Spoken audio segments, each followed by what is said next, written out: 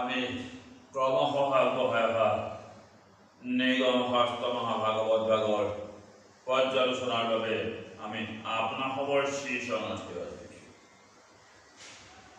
প্ৰভু ভগৱন্ত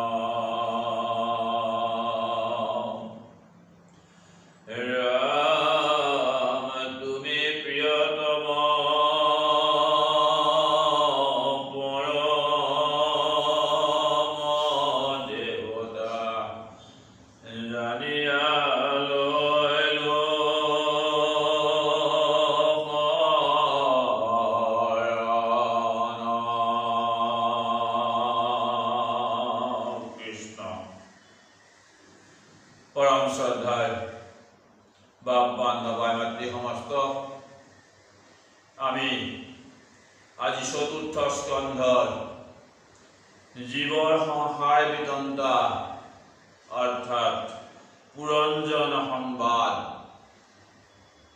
নাৰদ আৰু প্ৰাচীন বহিৰসদৰ মাজতনো কি কথোপকথন হৈছিল। আমি এই জীৱৰ যি বিতন্তা সংসাৰলৈ জীৱ অহাৰ পাছত জীৱই কত কষ্ট ভোগ কৰিব লগা হয়, কিয়নো মায়াত আবদ্ধ হৈ থকাৰ বাবেই যে জীৱই সংসাৰ বন্ধনৰ পৰা মুক্ত পাবৰ কোনো উপায় নাই। আমি মায়াৰ বন্ধননো কেতিয়া ছিঙিব পাৰিম, সেই বিষয়ে নৰ সমাজক উপযুক্ত জ্ঞান দান দিয়াৰ উদ্দেশ্যেই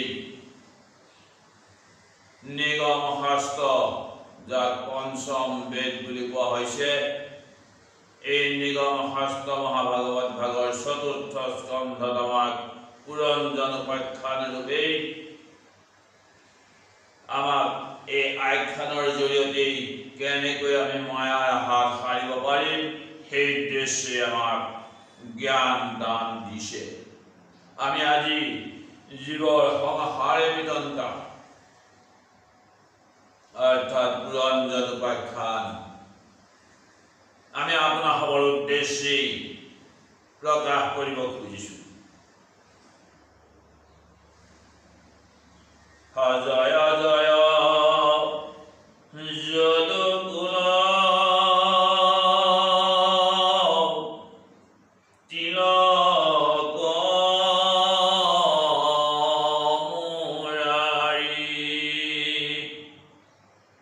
খণ্ডিলা ভূমির ভার দ্বৈত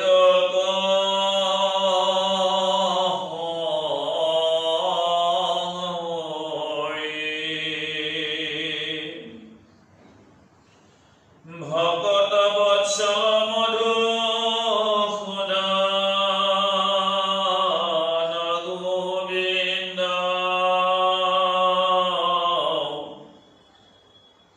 প্রদক্ষিণে নম তব পদয় রবীন্দ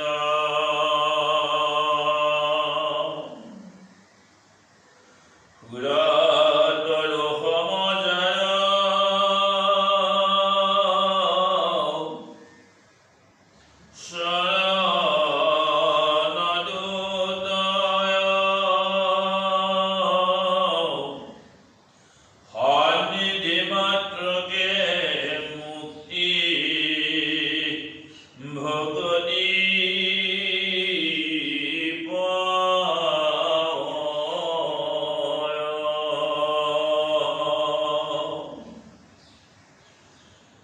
যার পরম ধন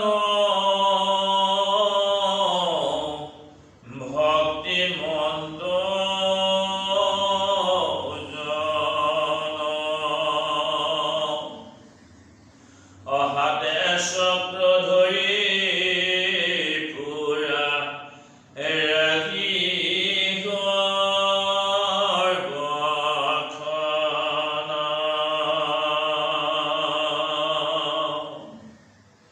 জীৱৰ সংসাৰ বিতন্তাৰ বিষয়ে ক'বলৈ গৈ আমাক পুৰঞ্জন সংবাদ পুৰঞ্জন নামৰ এজন ৰজাৰ কথা আমাৰ ওচৰত প্ৰকাশ কৰিবলৈ গৈছে, যি আখ্যানৰ জৰিয়তে নৰ সমাজৰ প্ৰতি উপদেশ প্ৰদান কৰাৰ এই মানস কৰিছে নিগম শাস্ত্ৰৰ জৰিয়তে। আৰু সেয়েহে প্ৰথমতে যদুকুলৰ তিলক ৰূপী মুৰাৰী মোৰ নামৰ দৈত্যক নিধন কৰোতা মুৰাৰী অৰ্থাৎ ভগৱন্তক কৈছে, যদুকুলৰ তিলক যিজন যদুকুলৰে শিৰৰ মুকুট আৰু তেওঁ পৃথিৱীৰ ভাৰ ভূমিৰ ভাৰ হৰণ কৰাৰ উদ্দেশ্যে দৈত্যক দমন আৰু সন্তক পালন কৰাৰ উদ্দেশ্যে যে তেওঁ বাৰে বাৰে তেওঁ পৃথিৱীত অৱতাৰ গ্ৰহণ কৰিছে, এইজন ভগৱন্তৰ কথা আমাক প্ৰথমেই প্ৰকাশ কৰিছে শাস্ত্ৰত, যে ভকত বৎসল মধুসূদন গোবিন্দ, যিজন ভকত বৎসল ভকতৰ যিজন সদায় ভকতক শ্ৰেষ্ঠ কৰি ৰাখিছে, সেইজন মধুসূদন মধু নামৰ দৈত্যক যিজনে শোধন কৰিছিল অৰ্থাৎ নিধন কৰিছিল, সেইজন হ'ল গোবিন্দ ভগৱন্ত। তেওঁ গোবৰ্ধন ধাৰণ কৰি ইন্দ্ৰৰ পৰা তেওঁ নাম তেওঁ লাভ কৰিছিল গোবিন্দ। ইন্দ্ৰই সেই গোবিন্দ নাম তেওঁক ইন্দ্ৰই প্ৰদান কৰিছিল। আৰু সেইজন ভগৱন্তৰ চৰণত আমি প্ৰদক্ষিণ কৰিছোঁ, আমি প্ৰণাম জনাইছোঁ, যাৰ চৰণ পদুম ফুলৰ দৰেই, য'ত তেওঁ কল্পতৰু বৃক্ষৰ দৰেই যাৰ চৰণ দুটাই, যাৰ চৰণ আমি চিন্তা কৰিলেই আমি ভক্তি আৰু য'তেই ভকতি আহিলেই আমাৰ মুক্তি লাভ হ'ব, সেইজন ভগৱন্তৰ কথা শাস্ত্ৰই প্ৰথমেই আমাক দৰ্শন কৰাইছে। যাহাৰ পৰম ধন ভক্তিমন্তজন, হাতে চক্ৰ ধৰি পুৰা ৰাখি সৰ্বক্ষণ। সেইজন ভগৱন্তই কি কৰে? ভকতক তেওঁ হাতত চক্ৰ ধৰি ভকতক সদায় ৰক্ষা কৰিবলৈ। আমি সেইজন ভগৱন্তৰ কথা আমি উপলব্ধি কৰিব পাৰিব লাগিব, আৰু সেইজন ভগৱন্তকে আমি চিন্তা কৰিব পাৰিব লাগিব। শংকৰে কহিলা যিটো মন্ত্ৰ মাধৱৰ, তাকে জপ কৰে বহি জলৰ ভিতৰ, অযুত বৎসৰ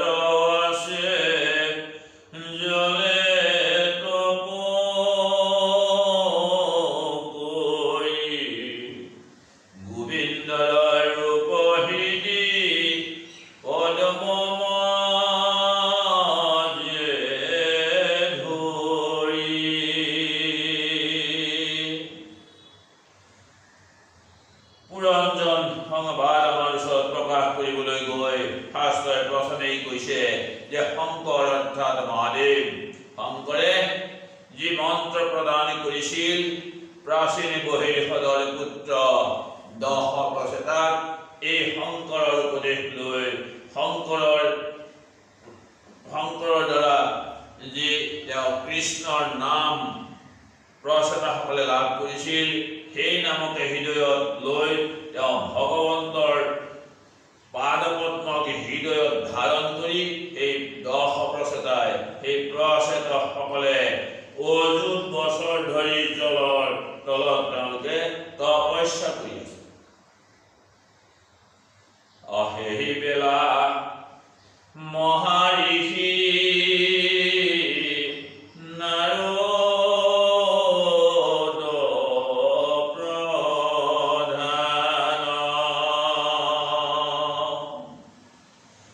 Goylanda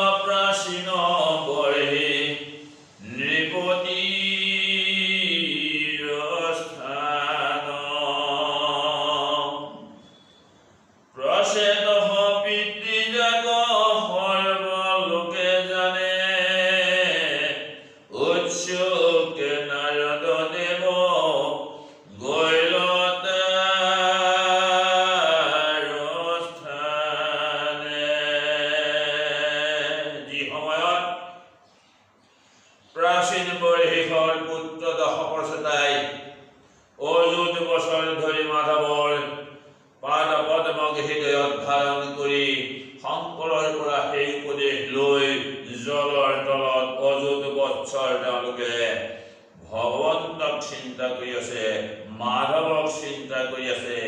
এই সময়তেই দেৱৰ্ষি নাৰদ তেওঁ প্ৰাচীন বৰহিষৰ ওচৰলৈ তেওঁ গৈছে। এই প্ৰচেতকৰ পিতৃ প্ৰাচীন বৰহিষত আৰু তেওঁৰ ওচৰলৈ গৈছে নাৰদ মুনি আৰু উৎসুকে নাৰদ দেৱ গৈল তাৰ স্থানে। নাৰদ মুনিয়ে অত্যন্ত উৎসুক কৰি তেওঁ সেই প্ৰাচীন বৰহিষৰ ওচৰলৈ গৈছে। নাৰদক দেখি ৰাজা প্ৰাচীন বৰহিষি পাইদৱৰ্গে পুজিলন্ত পৰম হৰি।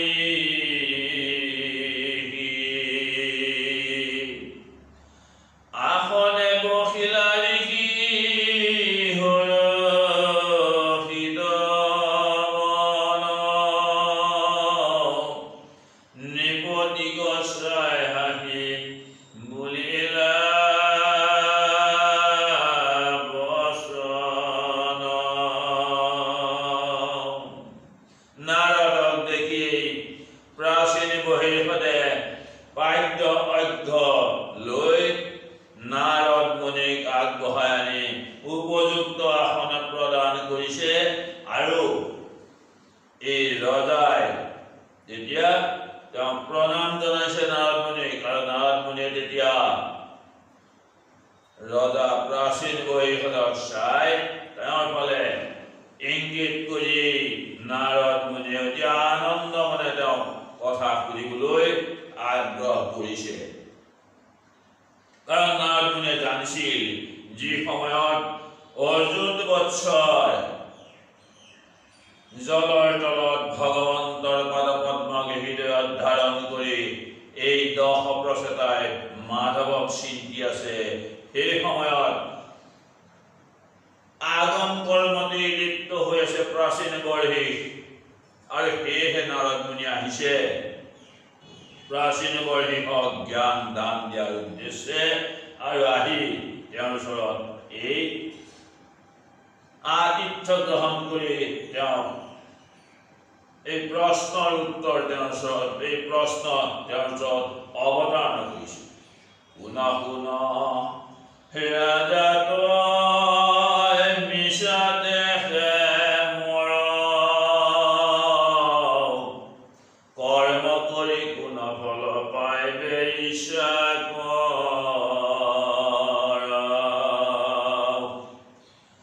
দুখ হানি হইবে সুখ মিলিবে বিস্তৰ, বিচাৰত সিটো ফল নোহে স্বতন্ত্ৰৰ। নাৰদ মুনিয়ে প্ৰাচীন বৰহিষৰ প্ৰতি তেওঁ ক'বলৈ আৰম্ভ কৰিছে যে তই মিছা কৰ্মত কিয় মজি মৰিছ? কৰ্মফল কৰ্ম কৰি কোনো ফল পাইবে ইচ্ছা কৰ। তই যে যি কৰ্ম কৰি আছ, এই সকাম কৰ্মত যে ব্যস্ত হৈ আছ, তই কি কৰ্ম ফল বাঞ্ছা কৰিছ? দুখ হানি হইবে সুখ মিলিবে বিস্তৰ। তই ভাবিছ মোৰ দুখ এয়া দূৰ হ'ব আৰু সুখ মই অত্যন্ত পৰিমাণে মই আনন্দ উপভোগ কৰিব পাৰিম, কিন্তু তোৰ ইচ্ছা সেয়া পূৰণ নহ'ব। নাৰদৰ বাণী শুনি বোলে মহাৰাজ নতো শুনো ভৱ ভয় তৰণ উপায়। নানা মত কৰ্ম কৰো উপদেশ, হৃদয় অন্তৰে মোৰ নাহি জ্ঞান লেশ। নাৰদৰ কথা শুনি প্ৰাচীন বৰহিষে কৈছে যে হে প্ৰভু, যে মই ভৱ উপদেশ পাই নানাজনৰ নানা কথা শুনি মই এয়া কৰ্ম কৰা আৰম্ভ কৰিছো, কিন্তু কি কৰ্ম কৰিলেনো ভগৱন্ত প্ৰভু সন্তুষ্ট হ'ব? মই সেই কৰ্মৰ কথা এই পৰ্যন্ত একোৱেই বুজি পোৱা নাই। এই কথা নাৰদেও বুজি পাইছিল যে যি সময়ত তেওঁৰ পুত্ৰ সমস্তই অযুত বছৰ ধৰি জলৰ তলত তেওঁ মাধৱৰ পদপদ্ম হৃদয়ত ধৰি মাধৱকেই চিন্তি আছে, এই সময়ত তেওঁলোকৰ পিতৃয়ে কিন্তু আগম কৰ্মত ব্যস্ত হৈ আছে। গতিকে এতিয়া প্ৰাচীন বৰিষে তেওঁৰ যে হৃদয়ত কোনো জ্ঞান উপলব্ধি হোৱা নাই, ভগৱন্তক চিন্তা কৰিবৰ যে কোনো জ্ঞান তেওঁৰ উপলব্ধি হোৱা নাই, এই বিষয়ে তেওঁ নাৰদ মুনিৰ ওচৰত প্ৰকাশ কৰিছে আৰু নাৰদ মুনিৰ পৰা তেওঁ উপদেশ বিচাৰিছে। পঢ়িও বিমল জ্ঞানে মোৰ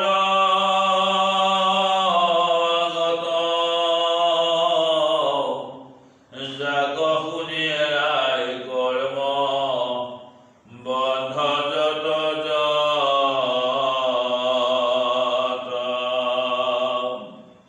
গৃহস্থৰ আশ্ৰম ইটো সদায় কপট অজাক ভাৰ্য পুত্ৰে পায় কৰে লত ঘট পুত্ৰ ভাৰ্য পুহিব জীৱ বহু ধন অয়েহি পুৰুষাৰ্থ মন জগে সৰ্বক্ষণ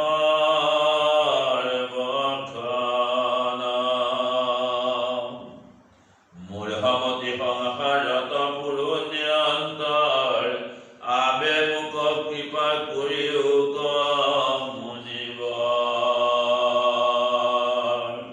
মোৰ এই পৰ্যন্ত কোনো জ্ঞান মই যদিও আনে দিয়া উপদেশ লৈ কৰ্ম কৰি আছো, তথাপি এই কৰ্মত মোৰ কোনো হৃদয়ত জ্ঞান উপজা নাই। গতিকে মোক তুমি যি বিমল জ্ঞান, যি জ্ঞানৰ দ্বাৰা মই ভগৱন্ত প্ৰভুৰ চৰণ দৰ্শন কৰিব পাৰো, এই জ্ঞান তুমি মোক দান কৰা, তুমি মোক কৃপা কৰা। কিয়নো মই গৃহাশ্ৰমত আছো, গৃহস্থৰ আশ্ৰমত থাকি আজি ভাৰ্যা পুত্ৰৰ দ্বাৰা মই লতি গতি হ'ব ধৰিছো, আৰু এই ভাৰ্যা পুত্ৰক পুহিবৰ কাৰণে ভৰণ পোষণৰ কাৰণে মই সংসাৰত অনবৰতেই ধন অৰ্জনৰহে চিন্তা কৰিছো। মই এই সংসাৰত মোহমতি হৈ সংসাৰত বিচৰণ কৰি আছো, গতিকে আপুনি মোক কৃপা কৰক। ৰাজাৰ বচন শুনি আনন্দ মনত জানিলো বৈৰাগ্য আৰু ভৈলে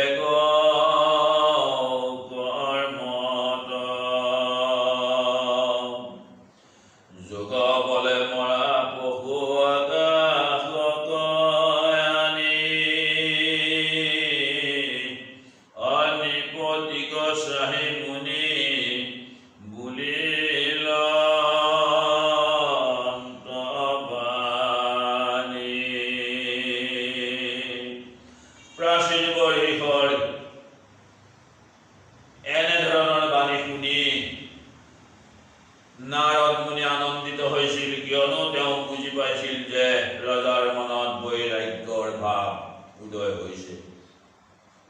আৰু এই সময়তে যিহেতু তেওঁৰ বৈৰাগ্য ভাৱ উদয় হৈছে বুলি নাৰদ মুনিয়ে তেওঁৰ জ্ঞানত জানিব পাৰিলে, তেওঁৰ কথাত জানিব পাৰিলে, এতিয়া প্ৰাচীন বৰিষক জ্ঞান দান দিবৰ বাবে তেওঁ কি কৰিছে? তেওঁ যোগ বলে মৰা পশু তেওঁ আকাশত আনি ৰাখিছে আৰু নিপতি অৰ্থাৎ প্ৰাচীন বৰ্হি ৰজাক তেওঁ দেখুৱাইছে, দেখুৱাই তেওঁ ৰজাক কৈছে, দেখ দেখ মহাৰাজ ভ্ৰমে আকাশত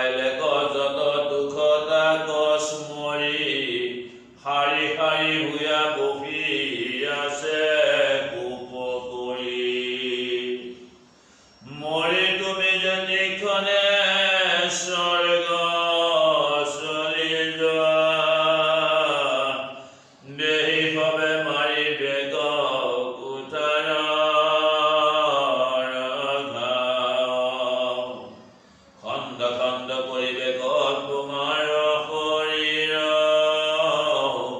বোম্বালে শৰীৰ ঢাকি পৰিবেৰুধিৰ যাৰ বিশেষ শৰীৰত পাইবা বৰ ব্যথা শুনাৱত কহোঁ এক পুৰাতন কথা। নাৰদ মুনিয়ে প্ৰাচীন বৰ্হিক ৰজাক উপদেশ দিছে।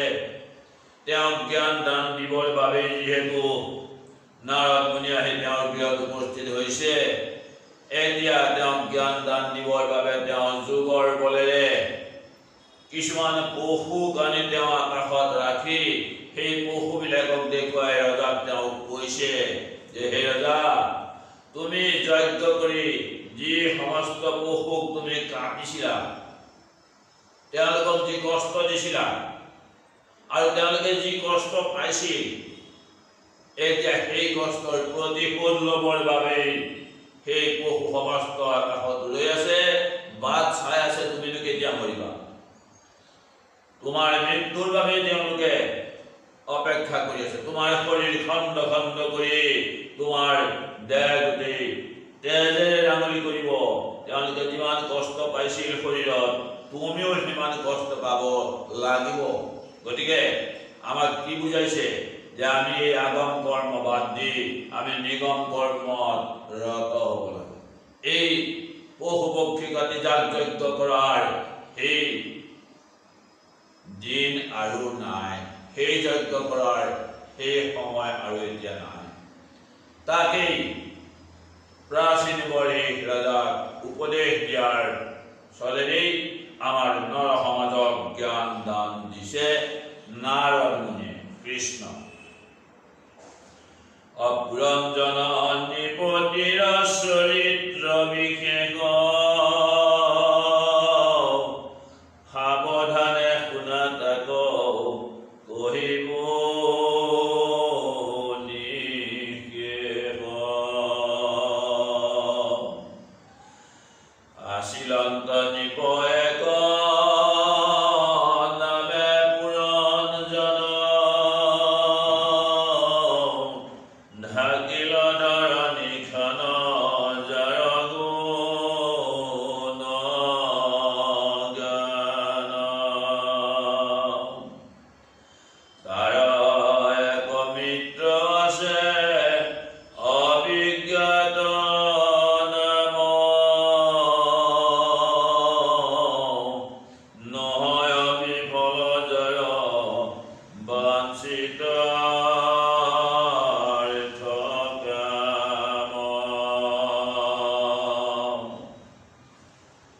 প্ৰাচীন বৰ্হিক ৰজাক জ্ঞান দান দিবৰ বাবে নাৰদ মুনিয়ে প্ৰাচীন কাহিনী ৰজাৰ ওচৰত ক'বলৈ আৰম্ভ কৰিছে।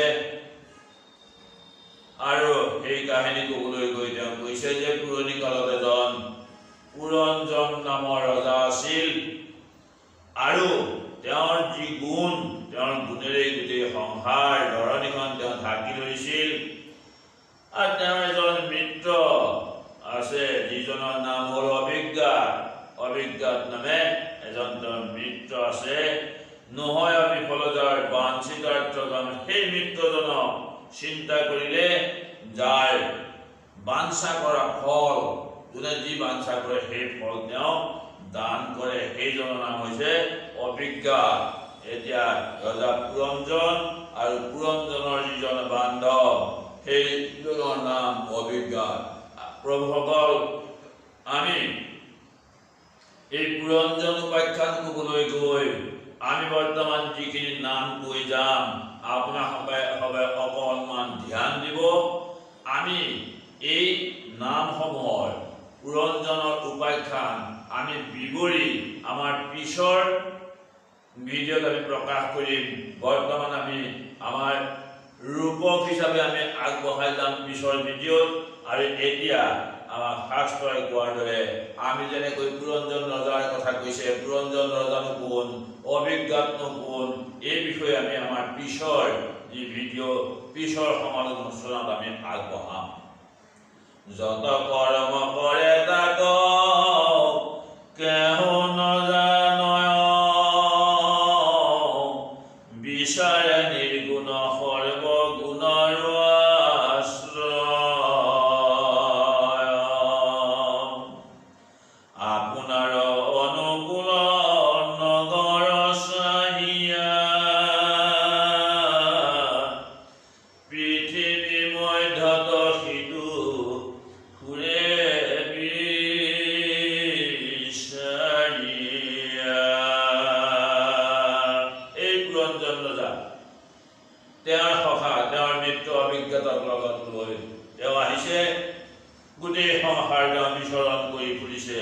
তেওঁ উপযুক্ত এখন নগৰ বিচাৰি ফুৰিছে, যিখন নগৰত বাস কৰিলে তেওঁ উপযুক্ত শান্তি পাব, তেওঁ শান্তি ক'ত পাব, তেওঁ উপযুক্ত ফল ক'ত পাব, তেনেকৈ এখন মধুৰ নগৰ, তেওঁ উপযুক্ত নগৰ বিচাৰি ঘূৰি ফুৰিছে। যতে কত দেখিলা মানে বিশেষ নগৰ, জলে স্থলে ফুৰে দেখি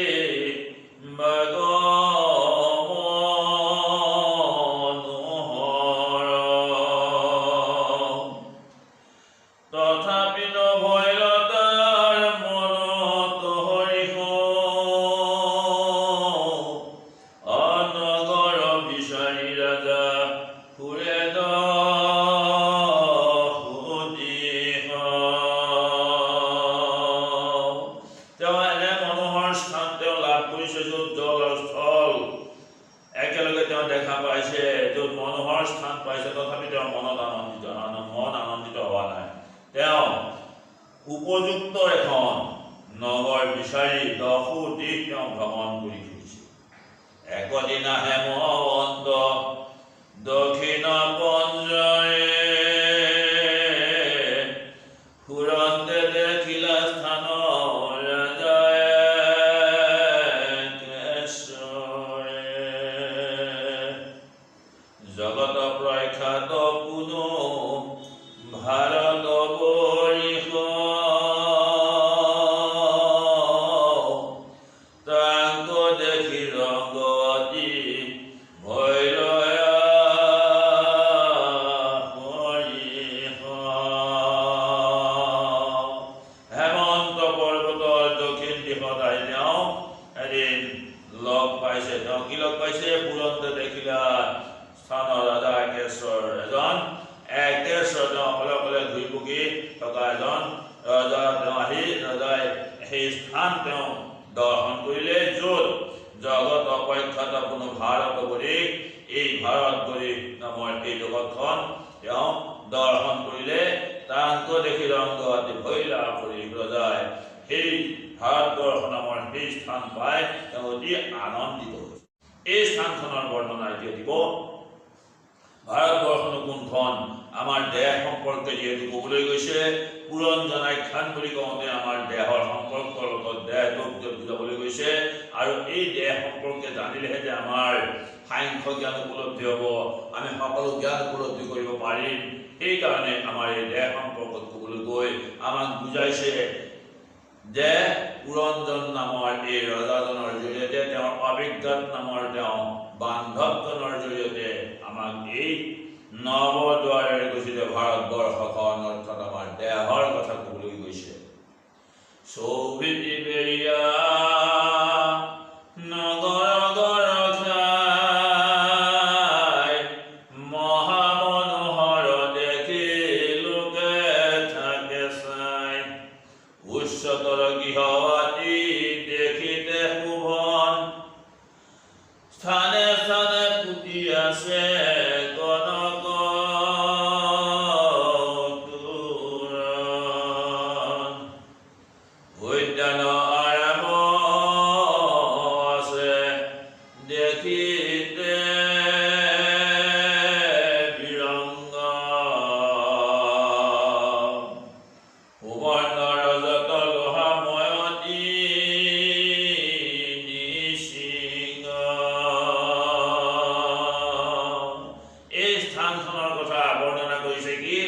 যে উচ্চতৰ গৃহাতি দেখিতে ভুৱন তেওঁ ওখ ঘৰ ইয়াত দেখা পায় য'ত কনক তোৰণৰ তাত সোণৰে সৈতে নিৰ্মিত ইয়াত তোৰণ দেখা পাইছে উদ্যান আৰাম আছে দেখিতে বিৰংগ সুবৰ্ণ ৰজত লোহাময় তিনি সিংহ ইয়াত তিনিটা সিংহ সুবৰ্ণ ৰজত অৰ্থাৎ সুবৰ্ণ সোণ ৰূপ আৰু লোহাৰে গঠিত তিনিটা সিংহ অৰ্থাৎ আমাৰ ইয়াতে সতৰতম তিনি গুণৰ কথা প্ৰকাশ কৰিবলৈ গৈছে আমি এই কথা আমি আমাৰ পিছৰ সমালোচনাত আগবঢ়াম মৰকতস্থলী ফটি কৰ নীলাবাৰ মানিকে বৈদুৰ্যে আদি কৰে জাতিষ্কাৰ হাৰি হাৰি নগৰ প্ৰকাশ কৰে ঘৰ পাতালে নগৰ ভোগৱতী সমহৰ সভাৰ মণ্ডপ ৰাজা পথ গৃহস্থৰ ক্ৰিয়াস্থান হাত পাত আৱৰ বিস্তৰ নগৰময় ধ্বজ ধ্বজ পতাকাৰ কান্তি প্ৰবালৰ ভিন্দি হব আছে পাতি পাতি নগৰৰ বাহিৰত আছে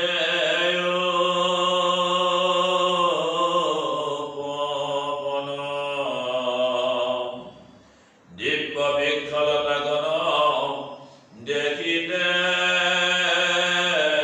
শোভন তাতে পদ্ম মধুপ্ৰিয় গুঞ্জৰে ভ্ৰমৰ কোলাহল শব্দ তব দশত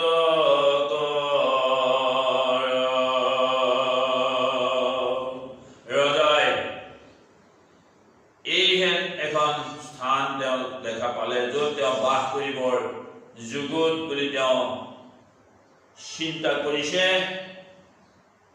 সেই নগৰখনত ক'ত কি আছে তেওঁ সভা পাতিবলৈ যে ভাল জেগা পাইছে তেওঁ যে খেলা ধূলা কৰিবৰ বাবে উপযুক্ত স্থান পাইছে এই স্থানখনৰ কথা আমাৰ শাস্ত্ৰই প্ৰকাশ কৰিছে য'ত ইয়াত দিব্য বৃক্ষ লতা ইয়াত য'ত ভ্ৰমৰাই শব্দ কৰি ঘূৰি আছে য'ত মৌৱে মধুপান কৰি ঘূৰি আছে এই স্থানখনৰ উপযুক্ত এই মায়াময় স্থানখনৰ উপযুক্ত বৰ্ণনা প্ৰদান কৰিছে সৰোবৰ জলে আছে চপ চপ কৰি কুমুদৰ উৎপল পদ্ম জলে আছে ভৰি নানাবিধ পক্ষী তাতে পৰি আশ্ৰয় সুললিত ৰাৱতে যে শুনি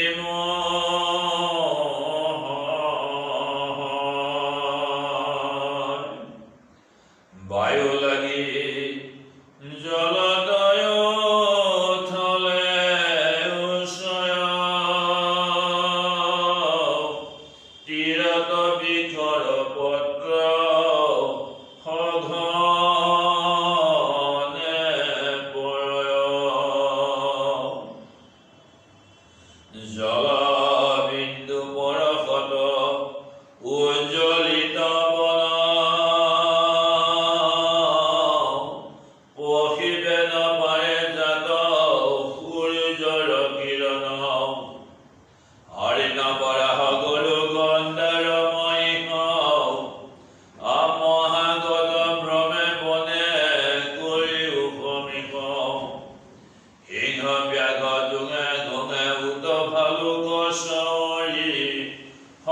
হেৰি নানা বনে ফুৰে চৰি চৰি আনো নানাবিধ মৃগ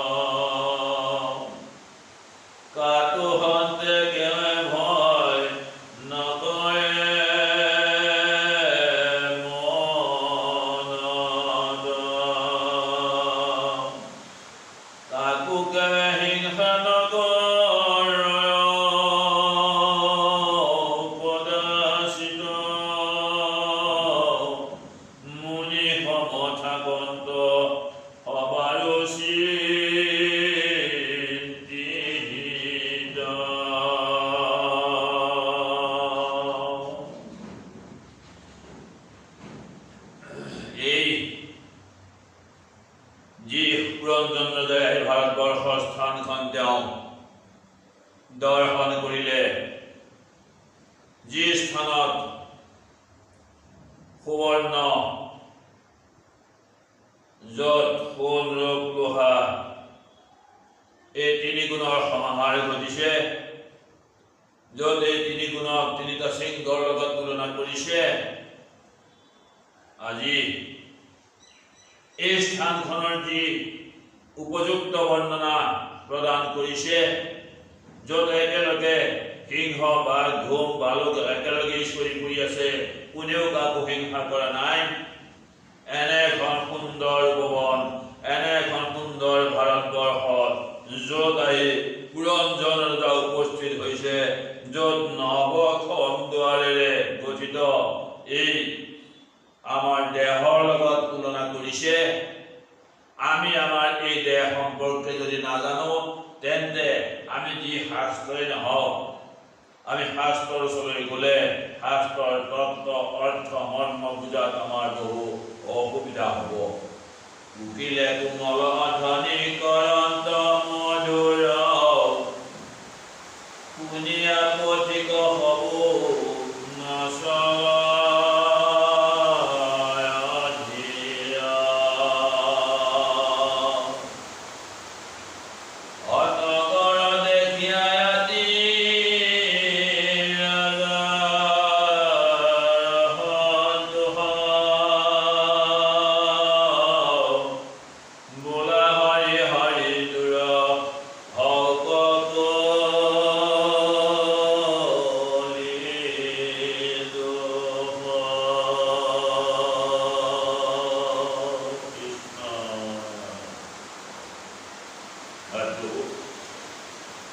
পুৰঞ্জন ৰজাই আহি সেই ভাৰতবৰ্ষ নামৰ সেই স্থানখন তেওঁ দৰ্শন কৰিছে, য'ত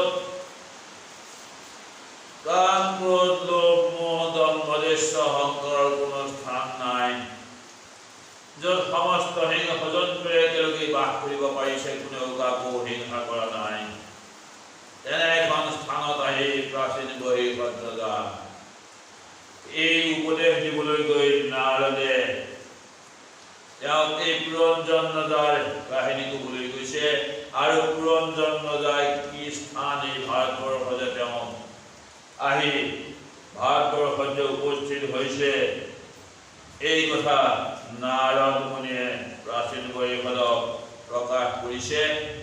আমি এই পুৰঞ্জন উপাখ্যান জীৱৰ যি সংসাৰৰ যি বিতন্তা,